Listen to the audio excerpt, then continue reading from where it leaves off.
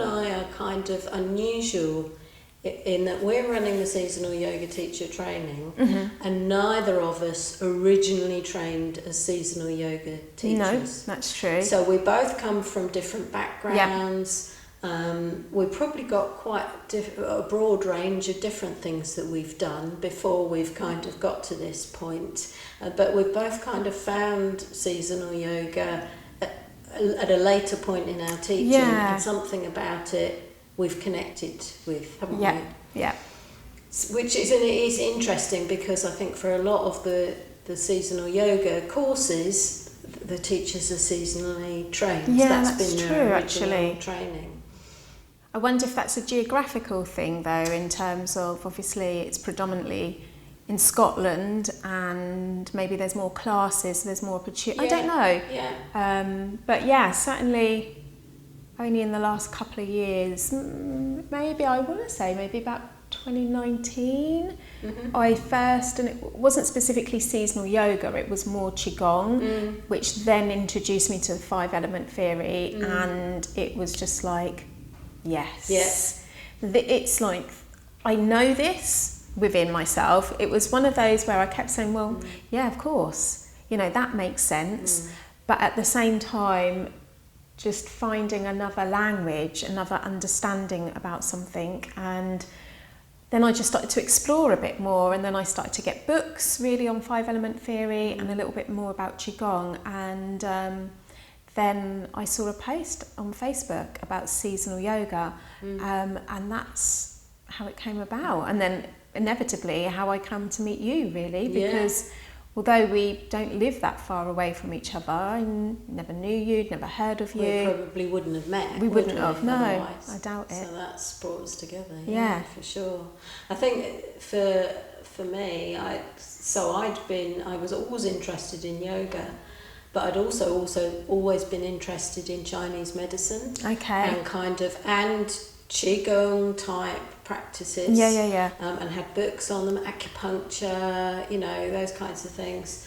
And so I did a couple of yin yoga trainings. Yes. And of course yin that focuses on that, not necessarily 5-element theory, but on the organs and the meridians, the energy channels.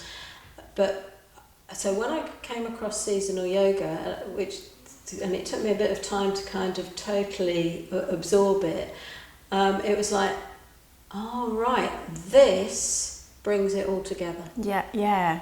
The stuff that I was doing in yin, the other Chinese things that I was interested in, and the traditional yoga come together, and they're joined, and like you said, it makes perfect sense, so that you go, oh, okay, of course I know that's true. I've always known it. It makes sense. Yes. So, I know you don't necessarily teach all your classes in a seasonal way, but I know that you're very informed by that 5-element theory and that kind of seasonal stuff. And have you noticed any difference in the way that your classes are, or the way that you teach as a result of that? I guess a lot more self-inquiry, and I think it's probably, I've always been big on the introduction and a theme and a centering, and the closing. I feel like I don't want to say the most important part, but it is important to me, and so I feel like that's probably enhanced that and slowed things down a little bit as well, in order that, I can bring in certain things. And sometimes people come up and say, just like that practice spoke to me. Like, I think we all maybe think we're quite individual in how we feel, and, of course we all have individual things going on in our lives, but quite often, it will be more than one person, because we are influenced by the energy of the season and what's going around. So I certainly bring more of that in, like, for example, kind of like in the winter, we're not going to be hammering things out. It's going to be more self-reflective. It's going to be more inquiry based, and the movements are going to suit that more. So it's definitely influenced, not kind of having kind of cookie cutter approach yes. to classes. Yeah, I guess that's true. Yeah, I know what you mean. And also, it's really important for me, I guess, in my classes that people go away with something they feel that they can take off the mat. So what I love for people to be able to do is, I always kind of say this, yoga doesn't just exist at, for example, when I teach a Tuesday at 7:00. And so, I think that's what's lovely about seasonal yoga, is giving people other practices that they can do and take off the mat. So now you might want to be focusing on eating this, the energy of the season is this, so we might focus our movement more on this, or outward focus, inward focus. These are the words. Do you find that you're able to make it a lot more holistic, I guess? Yeah, definitely. And talking about things like, you might be feeling this at the moment. You can kind of refer to the sort of energy. And of course, people may or they may not, but you can also talk about why you might not be feeling that energy, and perhaps some of the things that you can do to bring yourself more into alignment with the season. So I think it does. I think it does have that more holistic feel to it, and it is.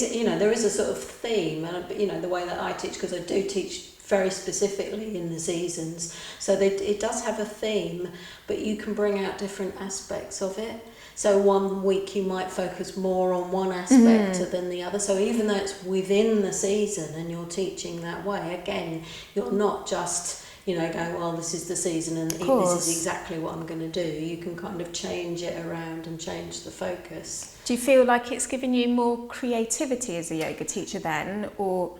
Interestingly, I think it has. And, in some ways, I suppose you might think that if you're giving yourself a structure, that might make you less creative. Yeah.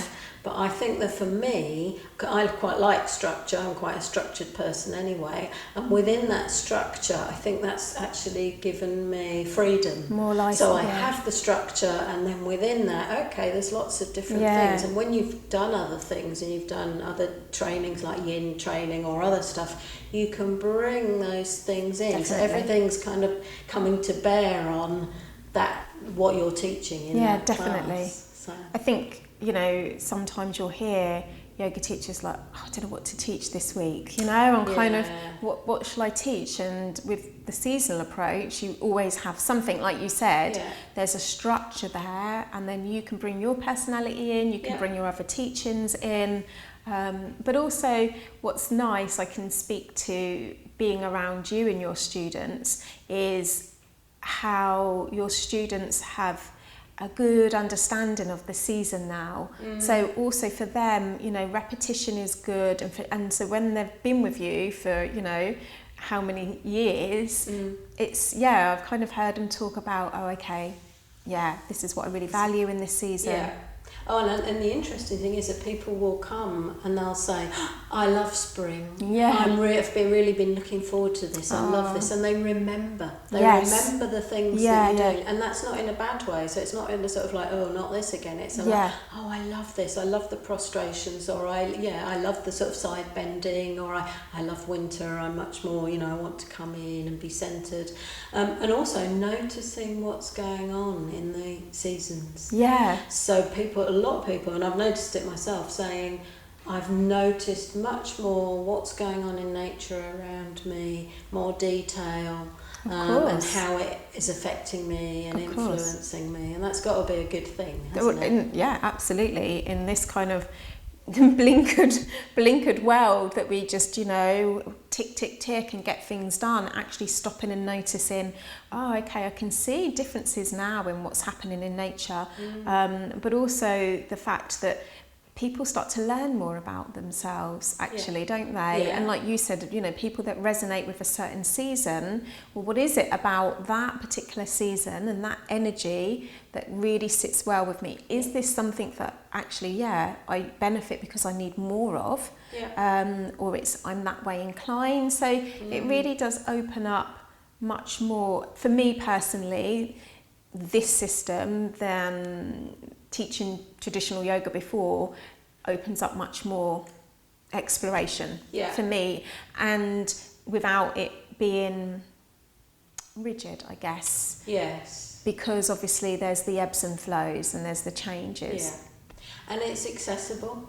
So I think people understand, they have an innate understanding of our connection to nature, which is what the 5 elements kind of are about, aren't they? They're about the cycles of nature and the cycles of people and, you know, their energies. And I think people, it's actually easy for people to access that. It's almost like a knowledge that they already have.